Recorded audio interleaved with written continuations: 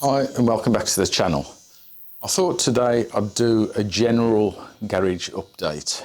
It's been about 12 months, almost to the day to be honest, since I last did a garage update, and this is going to include updates on the Rover P4, which at the moment is making up the bulk of the content on the channel.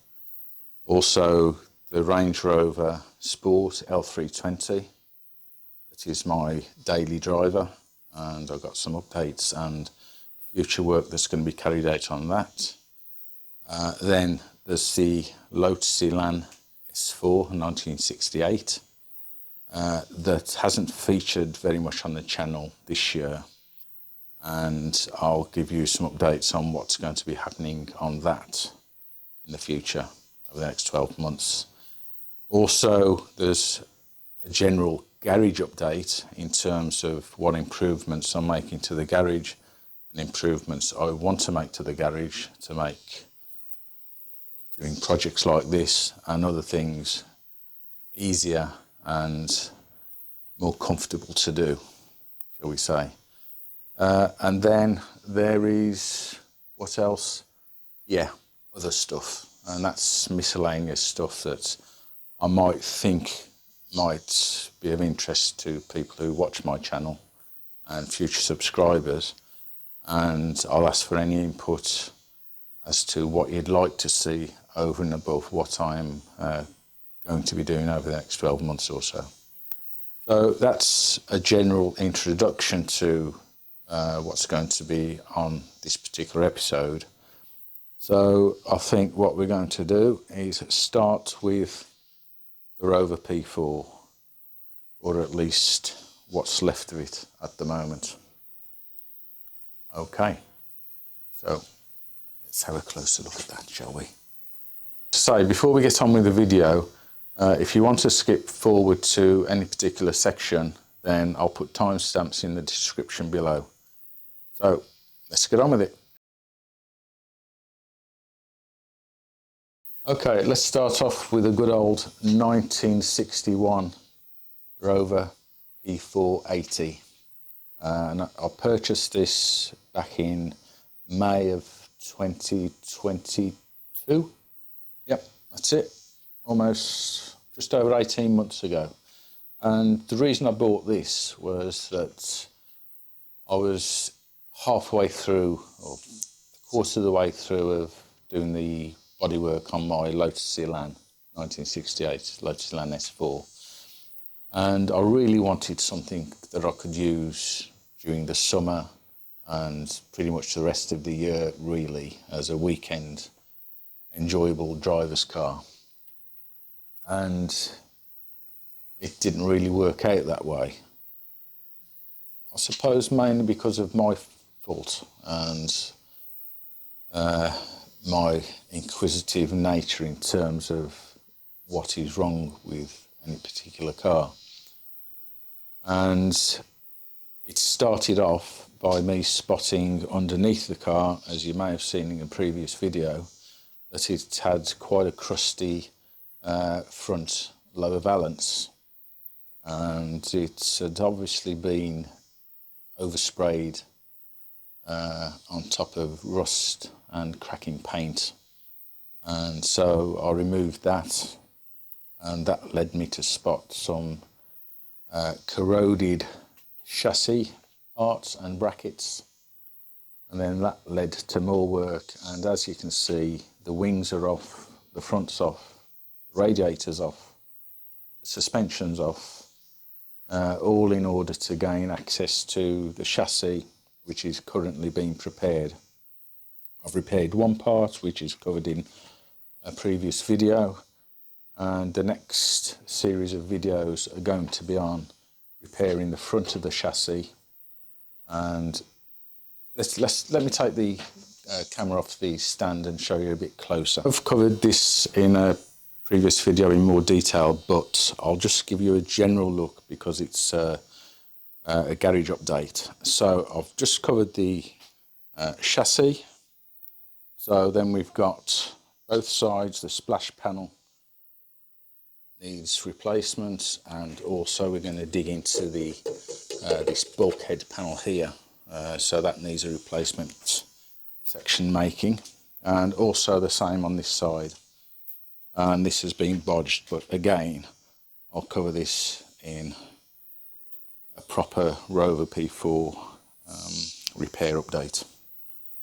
And then we've got, coming round, we've got a few pieces in here that need welding, and the biggest job, I would guess, just forgive the buzzing light up ahead, but yeah, badly fitted repair panels there, covered in up to 6mm of filler. And we've got the same on the other side if we take a walk around there.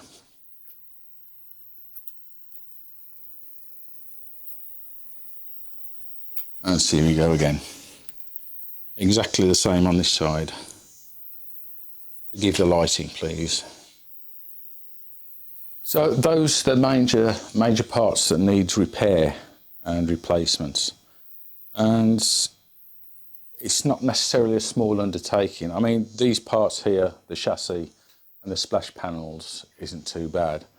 The most difficult job, I guess, will be the replacement of the lower wings.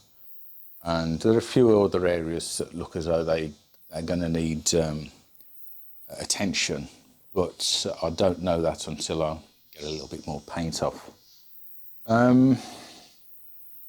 So yeah, and then that leads on to what I want the Rover P4 to be.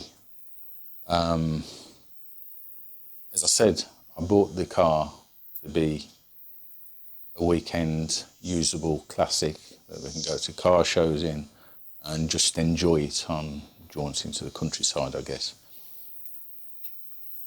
But then once you start doing one bit of work and one bit of restoration on the car, that leads to other things. And I've got receipts for work done, which I am finding on the body isn't as good as the amount of money the previous owner paid. So that brings into question some of the other work that's been done. i.e. the gearbox has had some work done on it, a few other parts have. The only real part of any major concern is the engine. Now, it seemed to be working fine, but I haven't got any receipts for work done, servicing, that sort of thing. So the engine is going to need a full service, and I might dig a little bit deeper into whether it needs a refresh. Now, am I making work for myself, added work? Quite probably. Anyway, I'm getting ahead of myself here. For the sake of the channel, I plan to have all of the work I've just shown you completed by May of June next year. So it gives me about 6 months, 7 months to get this work done, which I think is ample time. And I don't plan on doing a full respray.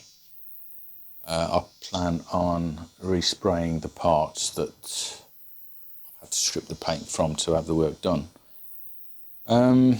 So yeah, we'll see how that goes. And then there's other things like the clock needs redoing, the radio's fine, and the interior carpets, it's got that old car smell, but it's a bit more than that. So I've tried one of those air freshener bombs in it, but that really hasn't cut the mustard. Pardon the expression. But yeah, the carpets need coming out, the seats need taking out and giving a good clean. The leather needs a good treatment. The door cards need some treatment as well. So it all depends on how far I want to take it. And who knows, once I've done the work that I plan on doing, I might decide to sell the car and move on to something new. I just don't know yet. But the Rover P4 project, another 7 6 7 months, the work should be done that I want to get done on it. But there's a big asterisk there. Watch this space. There could be a great deal more content on this after those 6 months are up.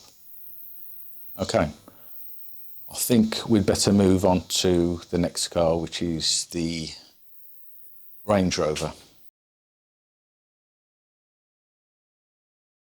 Okay, moving away from the Rover P4, let's have a look now at the Range Rover Sport L320, which is a 2010 model year. It's done 117,500 odd miles now. I bought it in April 2018, and it's a great car.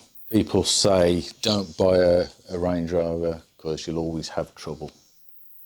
And yes, I've had a few issues with it, but it doesn't take away from it being a great car to drive and be in. It's comfortable, you've got a commanding view of the road, but I don't want this video to turn into a car review. I've done a fair bit of work on it, which you can see in previous videos, so it hasn't been trouble-free. But at the same time, I wouldn't consider it to be over and above what you'd expect from any other car. Yes, it's had its electrical issues, but I don't consider them major issues. It's had a window actuator go and which needed replacement, which is a fairly common issue with these. It's had the bonnet latch issue, which again is a very common issue. It stops you locking the car, and it can set off the alarm intermittently because all of a sudden the car thinks the bonnet's open or someone's trying to open it, and it goes off. That's as I said, that's been done.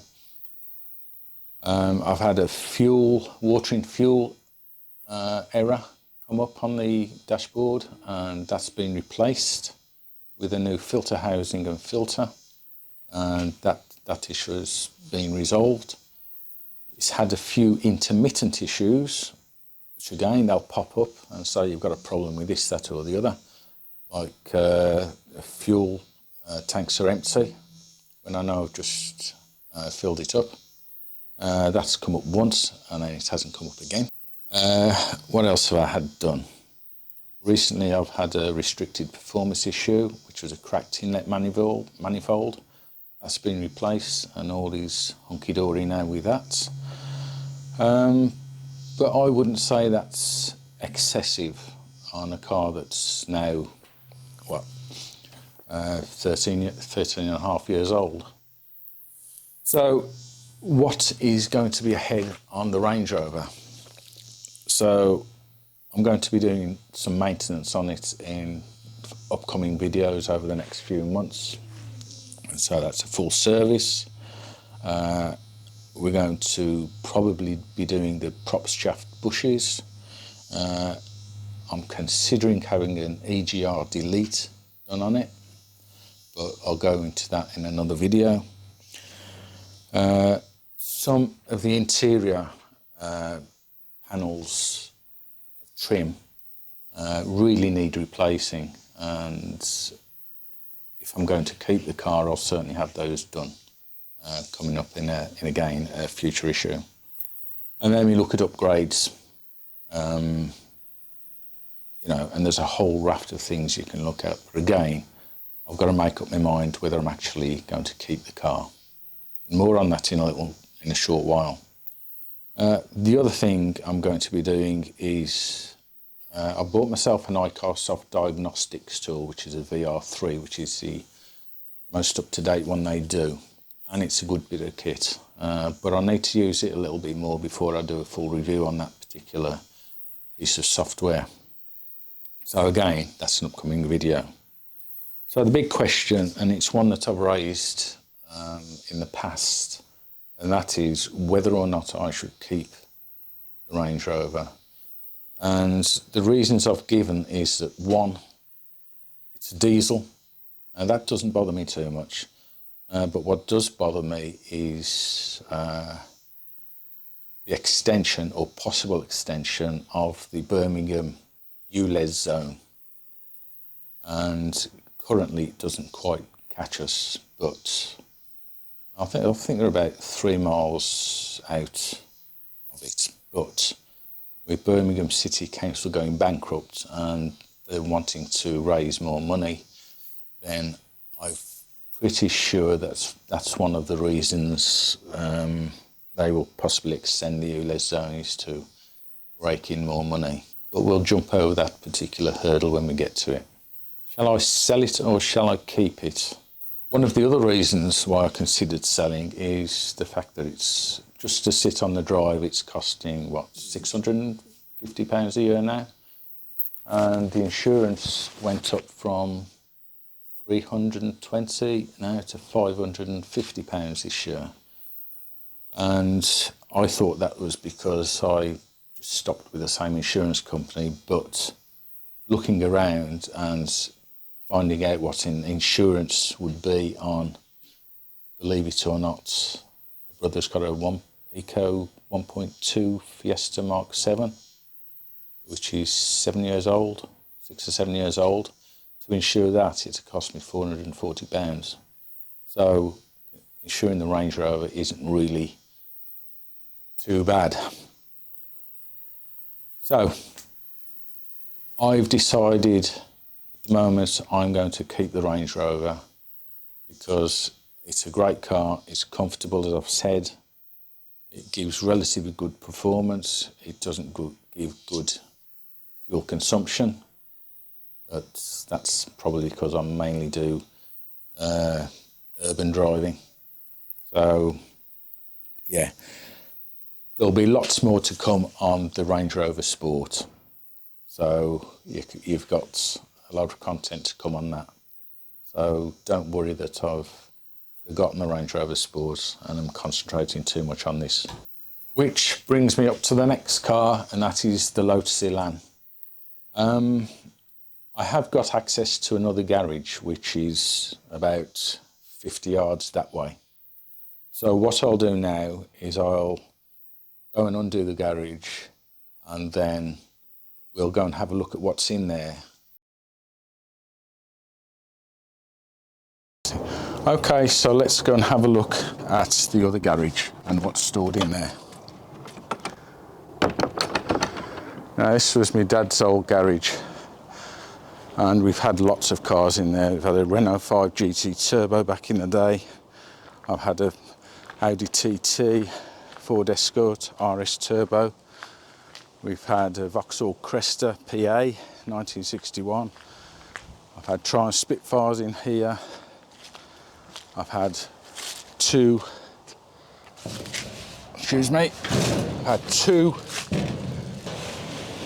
Westfield 7s,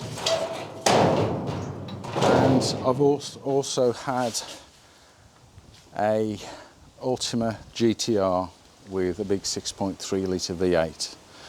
So as you can see, currently it has in it my Lotus Elan S4 and also lots of parts of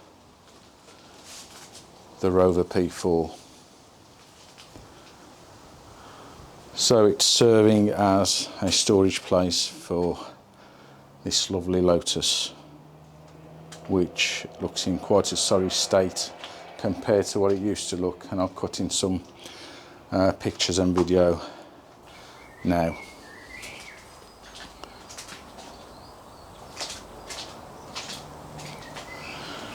I'm going to have to cover it with a decent car cover over the autumn and winter, but my plan is to get it back into the other garage as soon as I can, which means I'll be getting on with the work on the Rover P4, because it's not going to do the fiberglass any good at all.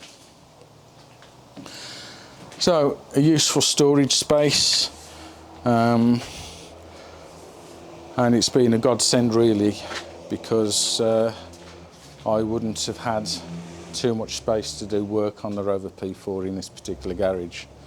I mean, like I say, I've built with my dad a couple of well, we've restored a Triumph Spitfire, built 2 kit cars, 3 with the Ultima GTR, but the Ultima GTR was mainly built in my other garage, as you can see just up there. Well, we'll walk to it in a minute so you can see how far it is. So I'll just close this garage up and we'll go and talk about the Lotus Elan in a little bit more detail.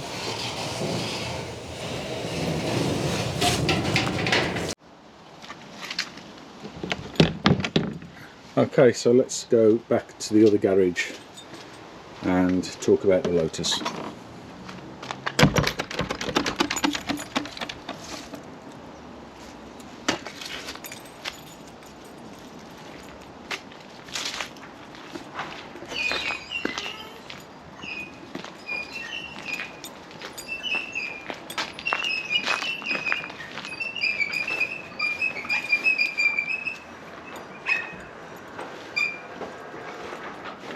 Those roller shutter doors are really useful.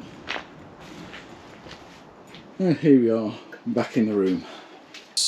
In the garage here, as you can see, we've got the Lotus Elan twin cam engine, the block there, the heads down there, which is going to need some refurbishment. And there's lots of Lotus bits in there. I've got some in the loft, and there's some in that bottom container, and this top container here, and they're all up there, and I know where everything is, everything's labelled, so I hope I won't have any problem finding the bits I need to put back on the Lotus when I get to that stage. So as you can see, the good old Lotus has taken rather a back seat since I got the Rover P4 and started getting into this, and you know the story by now about the Rover. So that is why I'm giving myself a target of 6 to 7 months to finish the work on the Rover, to get it into a drivable situation where I can then concentrate on the Lotus, by bringing it back into the garage, doing the fiberglass work, and then getting the painting of the body done, and then I'll be refurbishing all the mechanical bits myself, possibly going back to the original, or an original, perhaps remade backbone chassis. But I'm not 100% sure about that. I like originality with cars, especially classic cars, and whether I can go down that route with my Lotus, I'm not sure, because then it can get expensive. But we'll see. But yeah, I'm going to try and fit a few jobs on the Lotus in over the next 6 months as well, if I can. Perhaps a bit of work on the carburetors, refurbishing them, a few components that I can work on. I mean, the calipers need refreshing. The gearbox is fine, it's had a service and work by Paul Matty many years ago. Well, not many years ago, relatively speaking, but in terms of miles, only probably a few hundred miles, or about 1,000 miles really, to be honest. But yeah, there will be content on the Lotus over the next 6 months, so yeah, if you enjoy the Lotus content, there will be something in there. So where are we now? So we've covered the Rover P4, we've covered the Range Rover, we've covered the Lotus to a certain extent. And are there any other cars that will be making an appearance? Yes, my brother's got Mark 7 Ford Fiesta EcoBoost, I believe it is. So we'll be doing a full service on that. It might make the odd appearance on the channel, but it's not going to be a regular thing. And I was considering buying another car as a small runabout, maybe doing a flip, but with the amount of work I've already got on, I think that might not happen, but you never know. There might be something making an appearance soon. So the next subject is garage.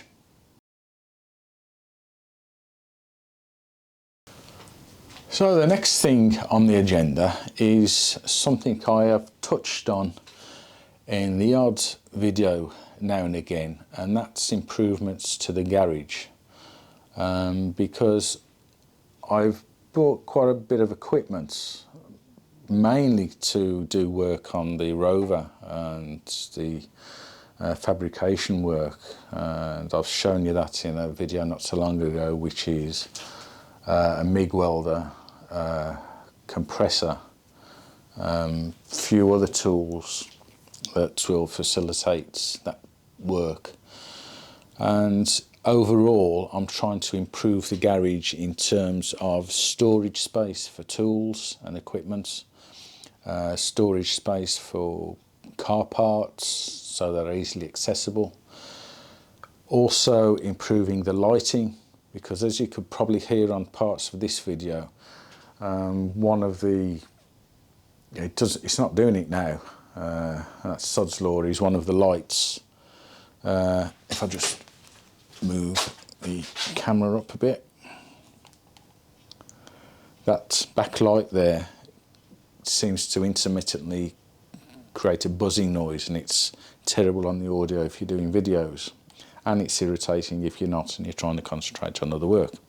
But there we go. I'll be changing, putting an extra strip in, maybe two, to improve the lighting, and going for daylight LED or fluorescent lights. I know you can get both, which will make the working environment a bit better.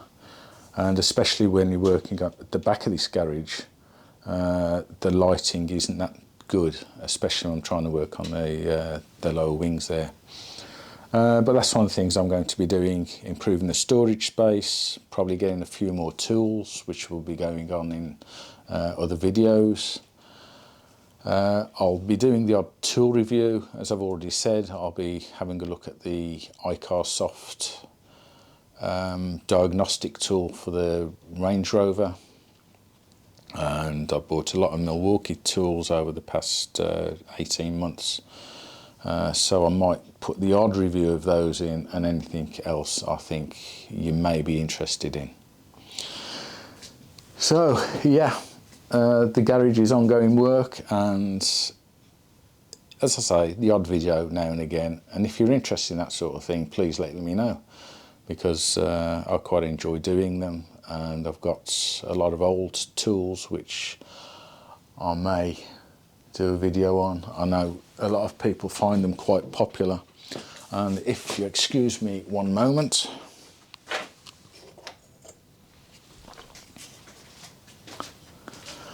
I've got one of these which my dad used to own, and I don't know, but maybe his dad owned it before him. I've got a few tools from my granddad's, and that needs some refurb to get it back to nice condition, although I do like tools that are patinated. But that sort of thing may be making an appearance now and again on the channel. So again, if you like that sort of stuff, please let me know.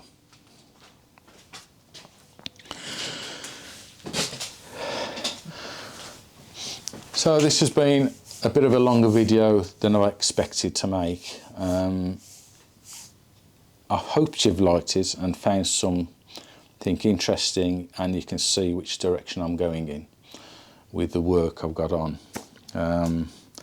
It might change, you know how these car restorations go. You plan on doing one thing and then another thing turns up.